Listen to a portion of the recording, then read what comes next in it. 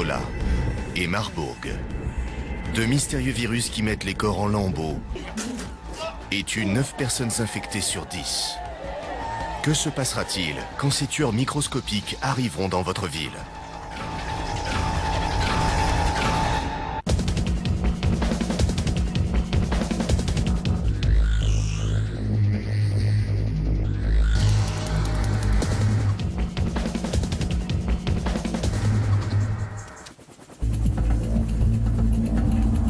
L'histoire que vous allez voir est une fiction, mais la partie scientifique est réelle. Imaginons que nous sommes après-demain, quelque part dans la jungle ougandaise.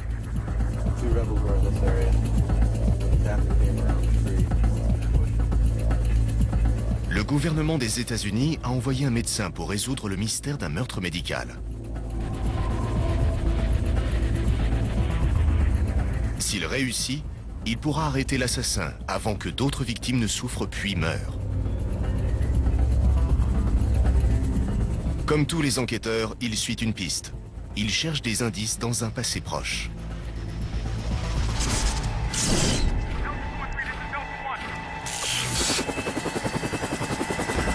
Mais bon sang, qu'est-ce qui se passe? Je suis infecté?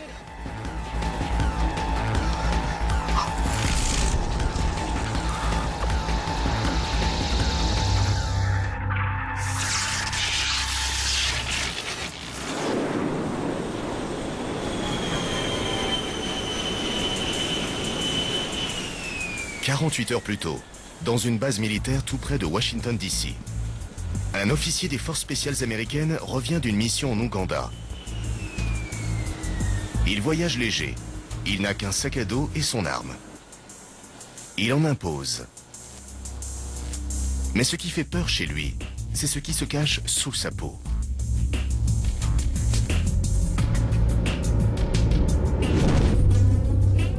Un virus est entré dans son corps. En ce moment, il se trouve dans les vaisseaux capillaires. Il est pratiquement invisible entre les plaquettes d'hémoglobine. Le virus Ebola. Il ne mesure que 80 nanomètres. Difficile d'imaginer à quel point il est petit. Cependant, il cause d'énormes ravages. Sa forme allongée contient une séquence génétique qui force le corps humain à s'autodétruire.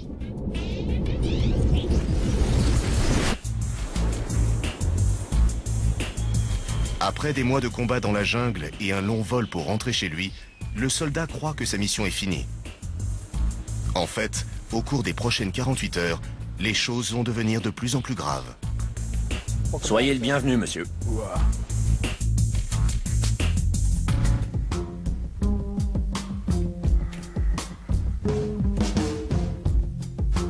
Salut! Comment ça va, soldat? Quand t'es rentré? Aujourd'hui? Qu'est-ce que t'as à la main? Tu devrais voir l'autre mec. Tu viens boire 2 ou 3 bières plus tard? Ça me va. Le soldat épuisé se méprend sur sa fatigue. Il la met sur le compte du décalage horaire entre l'Ouganda et les États-Unis. C'est le premier échelon vers la dégringolade biologique.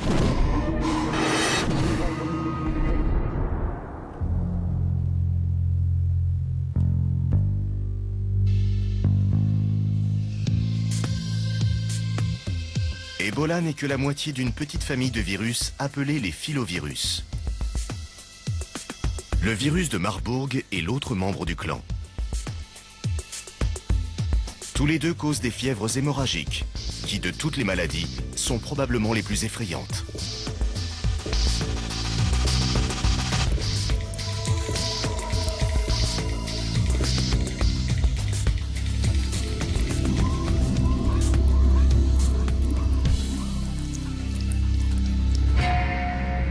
Marburg et Ebola vous détruisent de l'intérieur, réduisant votre corps en un amas de sang et de bouillie.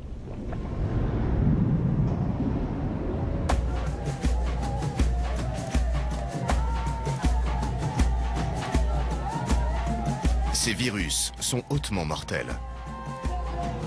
Ce sont des maladies tueuses comme la peste et la fièvre jaune qui conduisent au décès de 20% des personnes qu'elles touchent. Le terrifiant virus de la variole a un taux de mortalité de 30%. Les filovirus peuvent tuer de 50 à 90% des personnes infectées.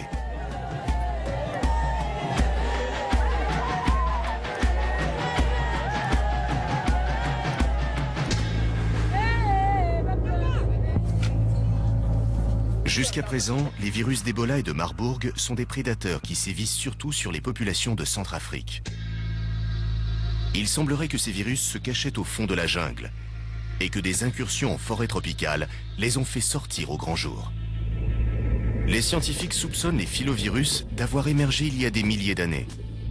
Le virologue Peter Jarling a étudié le virus d'Ebola et de Marburg pendant plus de 10 ans. Il n'y a pas d'autres virus dans la nature comme cela. Ils semblent primaires et doivent exister depuis très longtemps, parce qu'ils n'ont pas pu évoluer à partir de quelque chose d'autre. Il y a des spéculations. Certains fléaux bibliques pourraient avoir Ebola comme origine. Ces virus sont sans doute anciens, mais ce n'est que récemment que la race humaine a pris conscience qu'ils existaient. Marburg a été découvert en 1967, quand un groupe de singes utilisé pour la recherche en laboratoire a infecté des chercheurs yougoslaves et d'autres à Marburg, en Allemagne. Comme d'habitude avec les virus, la maladie a été nommée d'après le nom de l'endroit où les premiers cas ont été détectés. Ebola est apparu en 1976, tuant 280 des 318 personnes atteintes. Ebola Zaïre porte le nom d'une rivière du pays que l'on nomme maintenant République démocratique du Congo. C'est encore là que le pourcentage de morts est le plus élevé. Le virus a disparu pendant 20 ans et a refait surface au milieu des années 90. Il continue de décimer les villes africaines à quelques années d'intervalle. 3 autres souches d'Ebola ont aussi été identifiées. Ebola Soudan, Ebola Côte d'Ivoire et Ebola Reston. Ensemble, elles ont infecté et tué près de 2000 personnes. La souche de Marburg, considérée un certain temps comme étant la moins dangereuse des filovirus, a prouvé récemment qu'elle était aussi mortelle que sa cousine zaïroise. Au début du XXIe siècle, Marburg apparaît parmi les mineurs du Congo et tue 128 jeunes infectés sur 154. Une autre épidémie de Marburg commence à la fin de 2004 et tue plus de 300 personnes en Angola, dont beaucoup d'enfants. Personne ne sait comment ces épidémies ont commencé. En réalité, pendant plusieurs mois, les Angolais ne se sont même pas rendus compte qu'ils avaient affaire au virus Marburg. Au début, la plupart des cas furent diagnostiqués comme étant le paludisme, la typhoïde ou la fièvre jaune. Jusqu'à aujourd'hui, les épidémies dues à Marburg et à Ebola ont été confinées au centre de l'Afrique. Les cas qui se sont présentés en dehors de l'Afrique sont le résultat d'accidents de laboratoire. Cependant, tôt ou tard, quelqu'un apportera ces maladies à la ville et elles se propageront au reste du monde.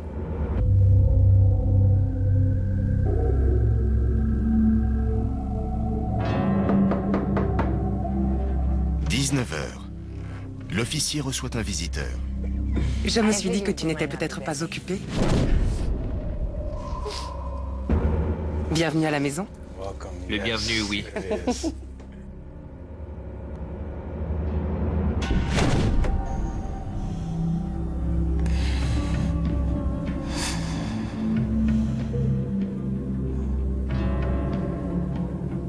La propagation d'Ebola se produit par un échange de fluides corporels.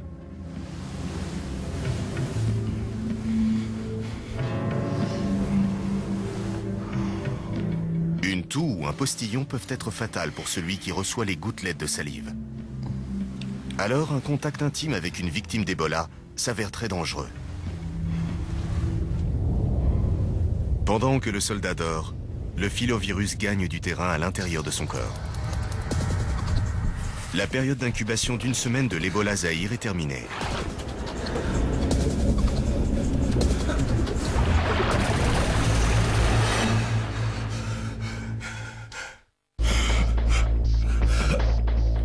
« 8 heures. Le soldat est de retour aux États-Unis depuis moins de 24 heures. Le virus Ebola qu'il a rapporté d'Afrique se reproduit à une vitesse terrifiante.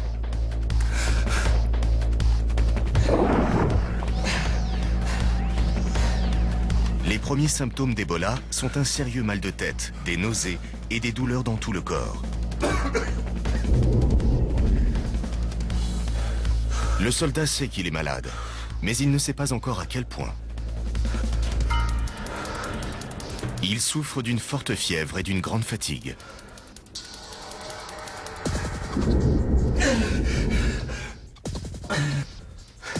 Il pense peut-être qu'il a le paludisme ou la typhoïde, ou la pire gueule de bois de sa vie. Son sang ne coagule plus normalement. Du sang coule de son nez, de sa bouche et de ses yeux.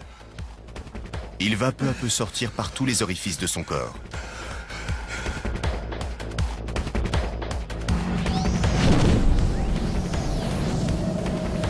Cette souffrance intense n'est qu'un effet secondaire du vrai problème.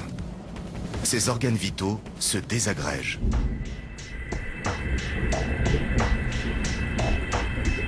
À l'intérieur de son foie, de petites fissures apparaissent. Des caillots bloquent l'ensemble des vaisseaux capillaires qui transportent le sang. Les parois de ces vaisseaux éclatent et le sang s'écoule à l'extérieur. Cela se produit aussi hors du foie. Très vite, l'hémorragie va se répandre dans tout son corps.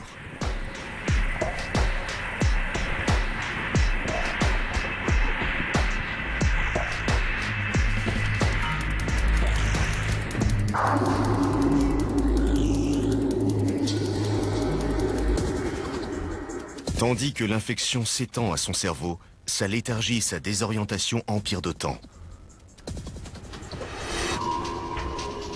Quand des maladies mystérieuses s'attaquent aux soldats, l'Institut américain des recherches contre les maladies infectieuses, le USAMRIID, trouve les causes et parfois les traitements. Cet institut se trouve à 60 km de Washington, D.C. Jusqu'en 1969, c'était le centre du programme des armes biologiques des États-Unis. À présent, cette installation sous haute surveillance a une mission opposée. C'est là que des médecins luttent contre les agents pathogènes les plus dangereux du monde. Les soldats américains sont présents partout sur Terre. La mission du USAMRIID est de les protéger, ainsi que quiconque, contre les maladies qu'ils pourront rencontrer en chemin. Le danger des recherches sur les tueurs microscopiques, comme Ebola, ne doit pas être sous-estimé. Si tous les virus étudiés ici se retrouvaient libres, leur force destructrice combinée serait sans doute impossible à stopper. Les laboratoires du USAMRIID sont conçus pour que ce cauchemar n'arrive jamais. Ces mêmes laboratoires se répartissent en 4 zones de sécurité biologique. Les niveaux de biosécurité les plus faibles, BSL 1 et 2, traitent les agents non létaux, tels que la rougeole, les oreillons et les rhinovirus, responsables du rhume le plus commun. Le laboratoire au niveau de sécurité 3 étudie les organismes qui causent des maladies graves ou mortelles, mais pour lesquels des vaccins ou des traitements sont disponibles, tels que la peste, la rage et la tuberculose. Une pression d'air négative à sens unique piège les germes dangereux et les garde à l'intérieur. Dans BSL 3, les spécialistes doivent toujours porter des blouses protectrices et des gants. Il y a ensuite le niveau 4. Un niveau aussi dangereux que l'air et l'eau qui servent au laboratoire sont pompés continuellement pour être surchauffés afin de tuer tous les germes. BSL 4 manipule les virus chauds, des spécimens vivants d'agents pathogènes tels que la variole, l'anthrax et Ebola. Des maladies mortelles hautement contagieuses pour lesquelles il n'y a aucun traitement. Les chercheurs assez courageux pour travailler ici doivent au préalable recevoir des douzaines de vaccins et des mois de formation avant d'être admis de l'autre côté du sas. Ils travaillent en combinaison spatiale avec une arrivée d'air individuelle. Travailler ici requiert des nerfs d'acier, une petite déchirure ou le trou d'une aiguille dans la combinaison et c'est s'exposer à une terrible mort.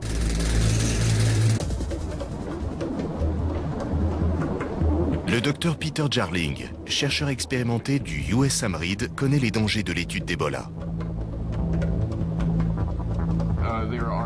Il n'existe aucun traitement. Il n'y a pas de vaccin, aucun moyen n'a été trouvé pour atténuer les effets d'Ebola. Alors, travailler avec ce virus, c'est accepter que si j'entre en contact direct, j'ai toutes les chances d'en mourir. Pour empêcher que cela n'arrive, les travailleurs du BSL-4 suivent une procédure de décontamination et de protection très stricte. D'abord, ils se déshabillent et passent dans une série de sas. Ils prennent une douche avant d'attraper un pyjama propre et d'enfiler leur combinaison spatiale. Ils portent des pyjamas pourpres quand ils entrent, qui seront stérilisés à leur sortie. Les combinaisons spatiales sont fabriquées dans du plastique polyéthylène épais. Quand le technicien est dans la combinaison, il respire de l'air purifié pompé à travers un tuyau. Ce tuyau le maintient en vie. S'il est débranché, le technicien a 4 minutes pour se brancher à une autre arrivée d'air. Après ça, il a le choix entre s'étouffer ou dézipper sa combinaison, laissant entrer ce qui traîne dans l'air. Ensuite, il y a une autre douche. C'est une pulvérisation d'ammoniac chaud. Quand il a fini de travailler, ce soldat doit répéter entièrement la procédure dans l'autre sens.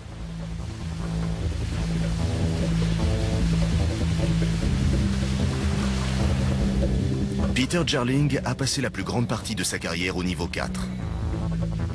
Travailler dans une combinaison spatiale est certainement une façon difficile de gagner sa vie. Le plus grand inconvénient, c'est le bruit de l'arrivée d'air, qui est persistant. Cela rend difficile toute communication, impossible de parler au téléphone. Cet air est aussi très sec, vous avez donc tendance à vous déshydrater, mais vous ne pouvez pas boire beaucoup, pour des raisons très évidentes. Il faut aussi que chaque technicien sache où sont ses tuyaux d'arrivée d'air, afin de ne pas les confondre avec ceux des autres travailleurs du labo, ou de s'accrocher dans l'équipement du labo. C'est donc très encombrant et franchement astreignant. Faire de la recherche signifie travailler avec des lames et des aiguilles. Ce qui est à la base dangereux le devient encore plus quand il s'agit d'un laboratoire de niveau 4 rempli de micro-organismes tueurs. Depuis son ouverture en 1969, personne au USAMRIID n'est mort d'une exposition à un agent infectieux. Mais il y a eu une vingtaine d'expositions accidentelles à des maladies mortelles, y compris Ebola. Un accident au niveau 4 signifie une longue période à passer au mitard. Une cellule de quarantaine fermée depuis l'extérieur.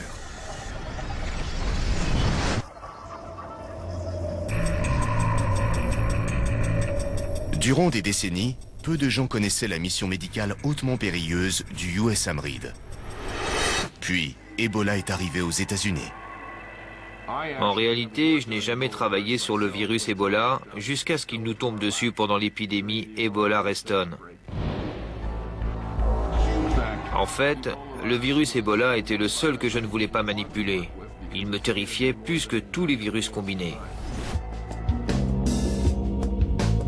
En 1989, une ferme d'élevage aux Philippines envoya 100 singes aux États-Unis. Ils atterrirent dans un laboratoire de recherche médicale à Reston en Virginie, pas loin de Washington DC. Rapidement, les singes se mirent à mourir sans raison apparente. Troublés, les chercheurs du laboratoire envoyèrent du sang et des tissus prélevés sur les singes morts au USAMRIID. Peter Jarling testa les mystérieux échantillons. Il découvrit une nouvelle souche d'Ebola. Jarling fit parvenir ses conclusions à C.J. Peters et au chef du service pour une évaluation. Jarling ressentit un sentiment qu'il appelle le stade anxiogène. Le plus grand stade anxiogène se fit sentir quand Peter Jarling me montra un micrographe d'électrons avec Ebola Variants et qu'il me dit « Nous venons de sortir ça d'un singe qui se trouve à 40 km d'ici, à Reston, Virginia. » J'avoue que mes cheveux se sont dressés sur ma tête. Parce qu'on n'aime pas savoir que ces choses sont si proches de la maison.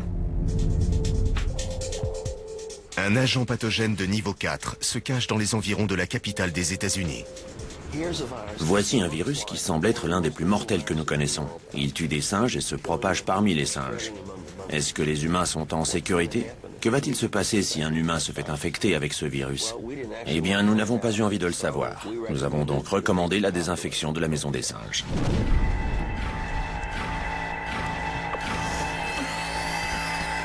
Le laboratoire a tué les singes infectés. Mais les autres singes qui n'étaient pas avec eux ont commencé à mourir à leur tour. Cette nouvelle était alarmante. Cela signifiait que cette nouvelle souche d'Ebola pouvait se propager par voie aérienne. Ebola Reston tua 100% des animaux contaminés. S'il s'était échappé de l'immeuble et avait infecté des êtres humains, l'inimaginable se serait produit. Peter envoya une équipe du USAMRIID pour éliminer tous les singes et nettoyer le laboratoire. Voici les rares photos de la petite unité militaire médicale qui a risqué sa vie pour assainir la zone critique. Après avoir tué tous les singes de l'immeuble, l'équipe a frotté toutes les surfaces du laboratoire à l'eau de Javel. Ensuite, ils ont fait brûler du formol pendant 3 jours pour tuer toute trace du virus. Mais ce n'était pas fini. 4 des chercheurs du laboratoire furent testés positifs au virus Ebola. Il y avait 4 infections humaines. Aucune d'elles n'était symptomatique. Et nous avons fini par découvrir que ce virus était bien moins grave pour les humains que le type classique de virus d'Ebola. La première épidémie d'Ebola Reston est circonscrite, mais le virus lui-même est toujours en liberté. En 1992, Ebola Reston a de nouveau frappé un laboratoire de recherche en Espagne. Puis en 1996, le virus a tué d'autres singes de laboratoire au Texas. Le traçage du virus de ces 2 épidémies ont mené aux Philippines. Comment une maladie qui sévit en Afrique peut-elle infecter des singes en Asie du Sud-Est? Les enquêteurs n'ont jamais découvert la vérité. Les transporteurs et les fournisseurs de singes se sont montrés réticents pour donner des informations précises. Dans l'espoir d'arrêter le virus tueur, tous les singes des fermes d'élevage des Philippines furent euthanasiés. Oui, ils sont venus et ils ont tué tous les singes. Même les bébés. Ils les ont tués. C'est complètement fou.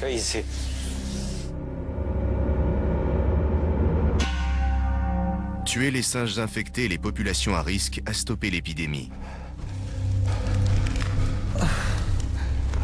Mais qu'arrive-t-il quand la maladie attaque les hommes?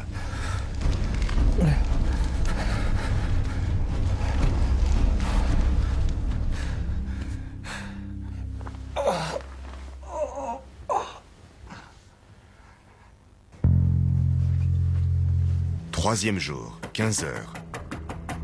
Le soldat qui vient de rentrer a dormi plus d'une journée. Diamond! Diamond, ouvre! Diamond! Je sais que t'es là. Allez, tu m'as bien eu hier soir. Réveille-toi!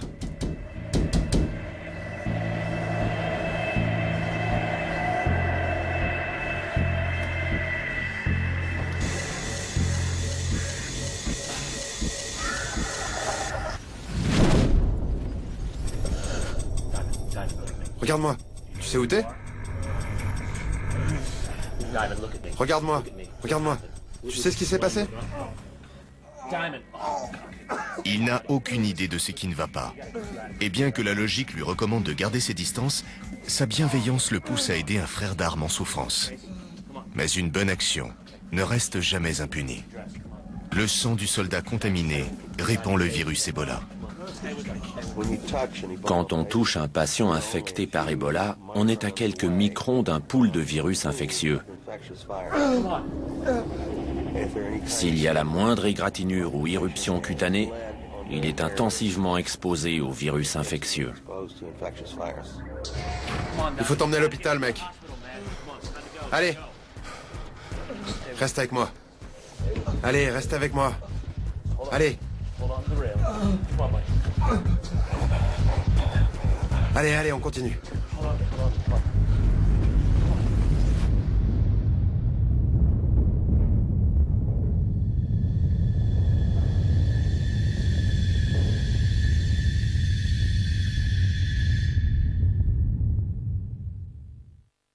Yeah, you looking for Megan?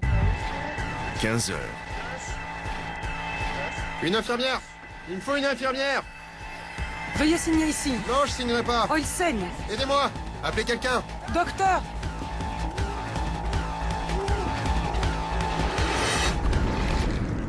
Une infirmière! Le virus Ebola a semé la destruction dans le corps du soldat en l'espace de quelques jours. Aidez-moi! Faites quelque chose pour l'aider! À l'intérieur, l'hémorragie massive a détruit tous les tissus des organes vitaux du soldat. Les autopsies sur les victimes d'Ebola sont souvent frustrantes, car les dommages internes sont si importants qu'il n'y a plus rien à étudier. Qu'est-ce qu'on fait maintenant? Laisse-le allonger, mais ne laisse pas sa tête en contact avec le sol. D'accord, je fais de mon mieux. Décolle sa tête du sol. Je fais de mon mieux. Le sang prend tellement de chemin. Par exemple, les fins capillaires des yeux.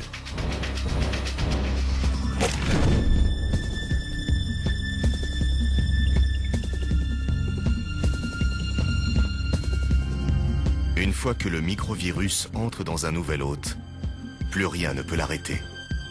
L'infection et la mort suivent de près.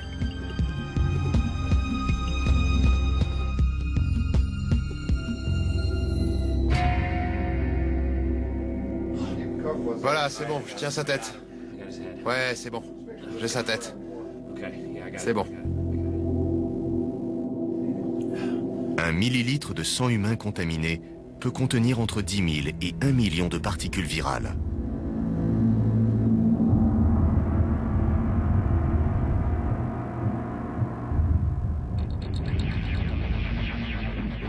Les médecins de la base militaire ont immédiatement soupçonné un virus hémorragique. Leur premier geste, isoler toute personne exposée au virus, les décontaminer par des douches et les mettre en quarantaine pendant des semaines pour les tester. Peu de gens voient ce confinement d'un bon œil. Mais la décontamination et l'isolation sont les étapes essentielles dans la stratégie élaborée pour enrayer les épidémies d'Ebola. Les hôpitaux dans les nations riches ont l'équipement et la formation pour gérer ce genre de catastrophe. Mais la situation dans les dispensaires africains est épouvantable. Maintenir des conditions stériles dans ces hôpitaux est extrêmement difficile. L'argent est rare et parfois les cliniques économisent en réutilisant les aiguilles, un moyen sûr de transmettre le virus d'un patient à l'autre. Les victimes d'Ebola sont souvent entassées dans des salles et entourées de leurs proches non protégés. Il est simple pour le virus de se propager aux visiteurs. Les infirmiers et autres personnels sont aussi une proie facile pour le virus et ils le transmettent aux autres patients. Les épidémiologistes appellent ça l'amplification, lorsque de mauvais soins médicaux favorisent une épidémie. Les épidémies d'Ebola commencent généralement avec quelques cas isolés. Ils deviennent malades dans une ville ou un village et ils répandent le virus chez les gens qui prennent soin d'eux. Parfois, l'un d'eux va à l'hôpital et dans un hôpital africain où il n'y a ni gants, ni combinaisons, ni masques, aucune précaution n'est prise. Vous avez là le plan parfait pour une transmission rapide du virus. La maladie va continuer d'être transmise tant que tout le monde ne sera pas parti ou mort. Il n'est donc pas étonnant que tous ceux qui travaillent dans le secteur médical soient souvent rejetés ou attaqués pendant les épidémies. Les villageois voient que beaucoup de malades qui vont à l'hôpital n'en ressortent pas vivants. Certains croient que les cliniques répandent Ebola et Marburg délibérément pour accroître leur chiffre d'affaires. Les facteurs culturels n'aident pas non plus. En Centrafrique, la blouse blanche portée par les médecins est considérée comme un symbole de sorcellerie. Ces peurs ont amené les gens à cacher leurs malades et leurs parents mourants des équipes de secours. Le problème ne s'arrête pas avec la mort de la victime. Le virus peut survivre pendant des semaines dans un corps. La cérémonie funèbre est une cause majeure d'infection. Ebola est un virus pernicieux où que ce soit, et en tout temps. Mais le niveau de vie dans les régions pauvres rend les choses vraiment plus graves. On a encore beaucoup à faire pour adapter nos connaissances aux hommes. Et je crois qu'il est dangereux de laisser ces épidémies se multiplier en Afrique, pour des raisons telles que les ressources ne sont pas suffisantes ou des perturbations sociales nous empêchent d'intervenir. Si les médecins comprennent à quoi ils ont affaire, ils agiront immédiatement pour contenir l'épidémie. Dites-moi ce qui m'arrive. Je suis infecté ou pas? Hey, je sais que vous êtes là. Si notre scénario devenait réalité, le soldat qui a été exposé à Ebola finirait enfermé dans une cellule de niveau 4. Il serait gardé ici, isolé et sous observation constante, jusqu'à ce qu'il soit déclaré en bonne santé, ou jusqu'à ce qu'il meure. Pendant ce temps, les médecins de BSL-4 vont analyser son sang. Cet échantillon sera mis sous un microscope électronique, une caméra suffisamment puissante pour photographier les atomes et les virus. Et voici ce qu'ils trouvent. Une particule d'Ebola Zahir. Pendant que le laboratoire scrute le virus, l'équipe qui enquête sur les épidémies retrace les faits et gestes du soldat. Comme les enquêteurs sur une scène de crime, ils cherchent des indices pour résoudre le mystère du meurtre biologique. Où a-t-il contracté cette maladie?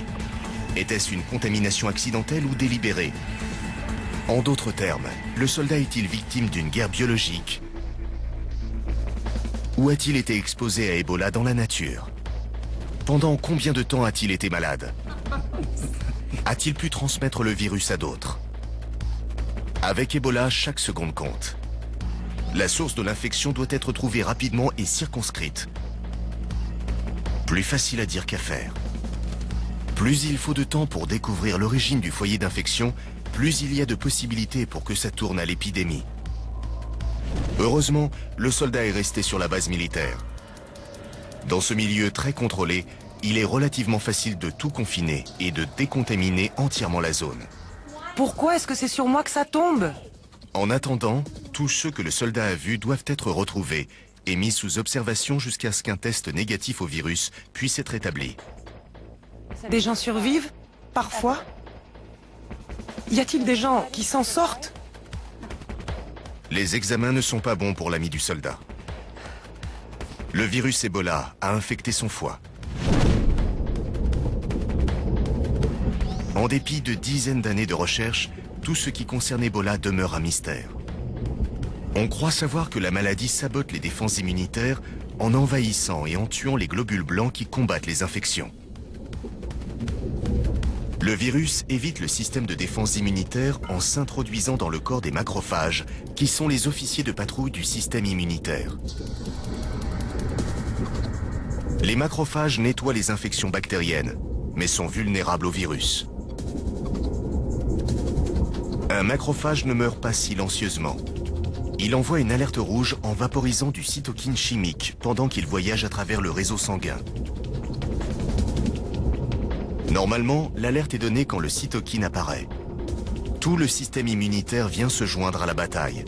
Mais quand Ebola attaque, quelque chose cloche. Le cytokine éclate et ouvre les parois des vaisseaux sanguins. Le sang s'écoule dans les tissus alentours. Ce cycle se répète jusqu'à ce que la victime perde tout son sang. Personne ne comprend encore pourquoi cela se produit. Mais nous savons qu'une fois que ce processus a commencé, l'hémorragie massive est pratiquement impossible à renverser.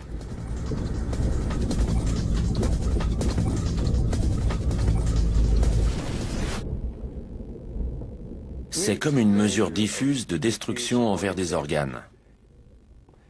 La mort due à des milliers de coupures. Vous avez ces nombreuses, très nombreuses petites lésions dans tout le corps.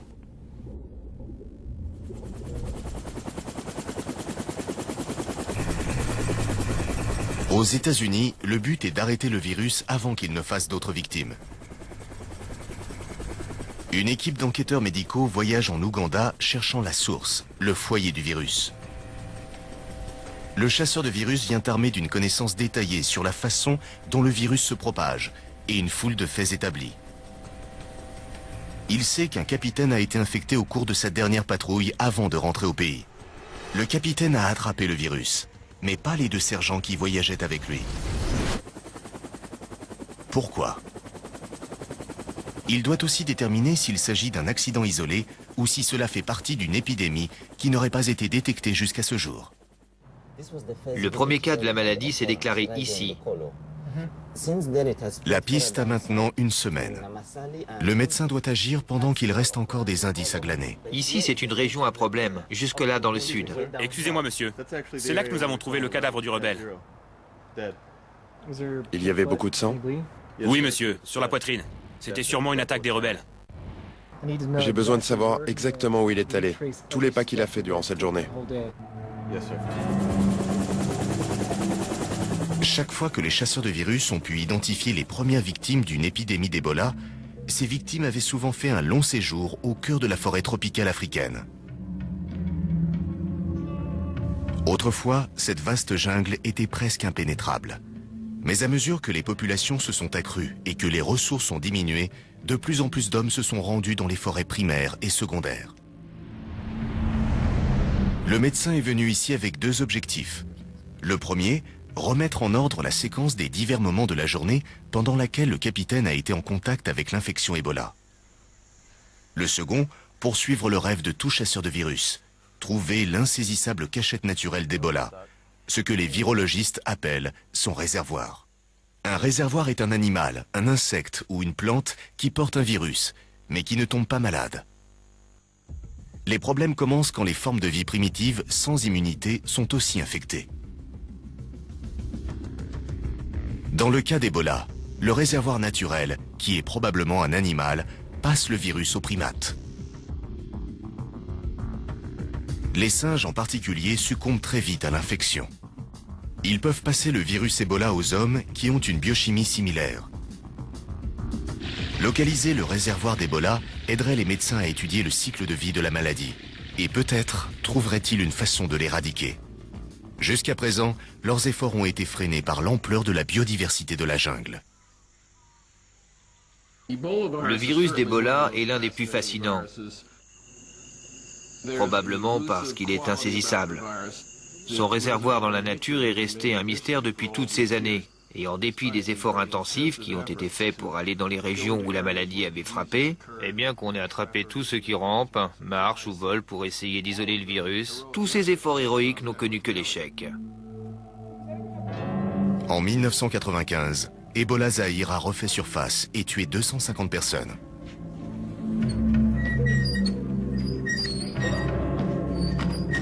En tant que chef du centre de l'unité de contrôle des maladies pathogènes spéciales, C.J. Peters est en première ligne pour trouver le réservoir d'Ebola. Nous avons pu retracer jusqu'au point que nous pensions être celui de l'infection d'origine, de l'homme qui avait commencé l'épidémie, le fameux patient zéro. Nous avons alors pensé que c'était facile, que nous savions qui c'était. Nous savions ce que ce type faisait, alors nous allions étudier tout ce qui le concernait. Finalement, ce gars-là vivait en ville. Il conduisait un vélo à travers des herbages jusqu'à une zone de forêt secondaire. Et pour rendre les choses plus difficiles, 2 jours par semaine, il poussait son vélo loin dans la forêt primaire. Et parfois, il y passait même la nuit. Donc il était exposé pendant la journée et la nuit dans la forêt primaire. Théoriquement, nous devions donc tout contrôler. Et quand vous commencez à vérifier tout dans les tropiques, vous avez des soucis à vous faire. Nous avons examiné tous les mammifères que nous avons attrapés, ainsi qu'environ 30 000 arthropodes. Nous n'avons trouvé aucune trace du virus Ebola.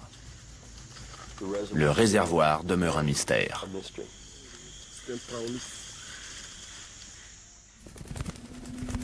Personne n'en est certain, mais il y a un animal qui cadre dans le profil du réservoir d'Ebola. Les chauves-souris sont d'une espèce migratoire, suffisamment courante pour interagir avec l'homme, mais pas assez courante pour qu'Ebola paraisse fréquemment. Elle pourrait être porteuse du virus. On soupçonne les chauves-souris parce qu'on croit savoir que plusieurs épidémies ont commencé dans des grottes. Il est possible que le guano des chauves-souris contaminées facilite la propagation de la maladie.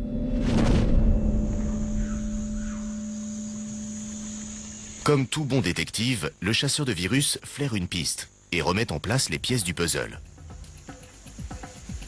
Cet enquêteur sait que le soldat infecté n'est pas allé à proximité d'une grotte.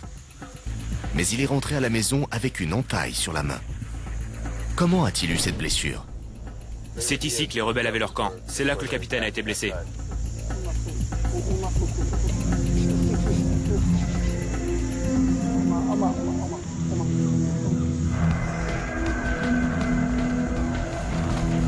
Delta 2 et 3, ici Delta 1. Il y en a un qui vient vers vous.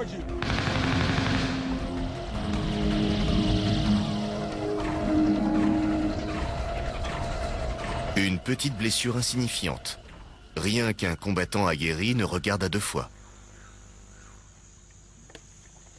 Mais l'entaille est suffisamment grande pour qu'une particule d'Ebola se soit glissée dans le réseau sanguin.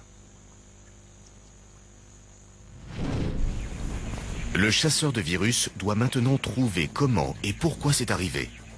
Et aussi si quelqu'un d'autre a été exposé.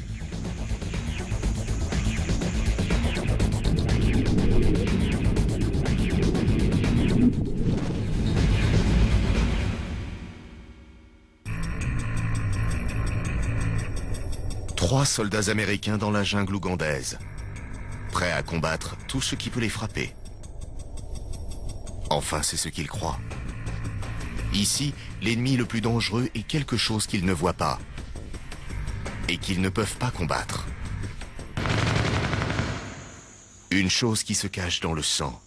Le virus Ebola survit dans la peau et les glandes sudoripares de ses victimes longtemps après leur mort. Toutes les particules virales dans le sang de ce cadavre sont probablement inactives, mais elles peuvent être détectées. Le médecin soupçonne que le soldat a été infecté de cette façon.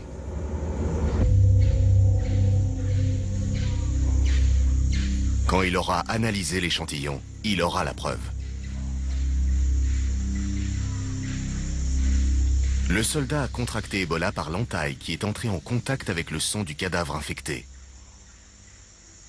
Mauvaise idée.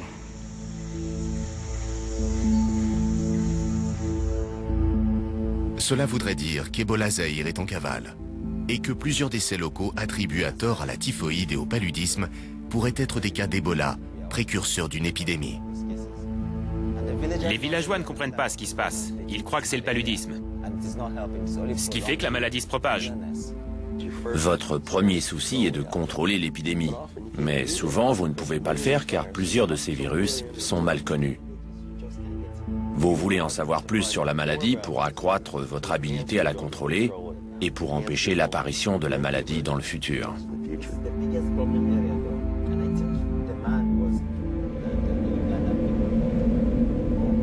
Mais une autre question demeure. Une question que se pose un militaire, mais pas nécessairement un civil. Est-ce de la malchance ou était-ce un acte de guerre? Le médecin doit réfléchir aux faits. Les forces spéciales américaines soutiennent le combat du gouvernement ougandais contre l'armée rebelle d'Ouganda. Les rebelles se cachent au cœur de la forêt, à l'endroit même où vit Ebola. Supposons que les rebelles ont découvert qu'un de leurs hommes était infecté. L'emmènerait-il dans un hôpital? Ou le tuerait-il d'une balle, laissant le cadavre infecté à l'ennemi? Ce serait en quelque sorte une guerre biologique au rabais. Ils ne seraient pas les premiers à utiliser Ebola comme arme de guerre. À Galveston, à l'Université du Texas, C.J. Peters dirige actuellement un service de pointe sur la biodéfense et les maladies infectieuses émergentes. Plusieurs des agents bioterroristes sont en fait des infections émergentes. Et elles sont un sérieux problème dans la nature. Je veux dire qu'on ne fabrique pas un virus. Il faut aller le chercher quelque part.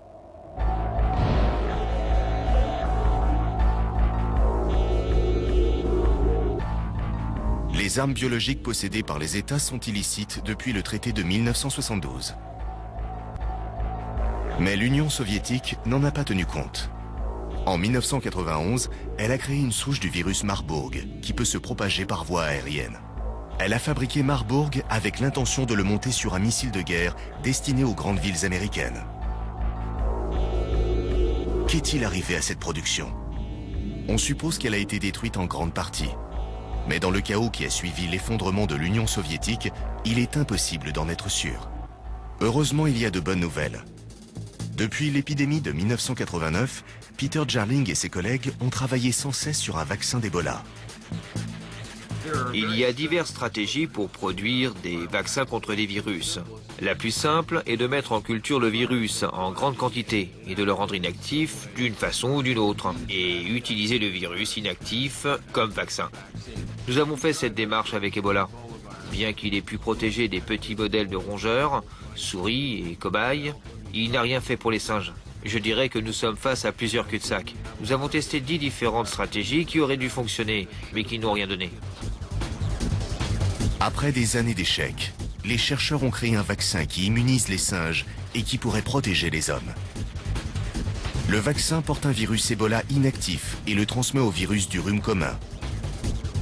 La science est complexe, mais cette technique pourrait amener des solutions pour d'autres agents pathogènes qui semblent intouchables, comme le sida. Et si tout va bien, les soldats et les citoyens pourront être protégés d'Ebola. Mais d'ici là...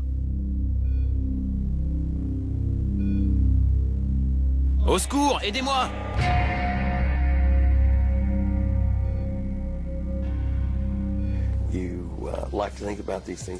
On aime penser que ces choses se passent très loin d'ici et qu'il sera difficile qu'elles viennent jusqu'à un aéroport ou jusque là où nous sommes. Malheureusement, de nos jours, le monde entier n'est pas loin. Tous les endroits sur Terre sont bien plus proches que la plupart des gens ne pensent.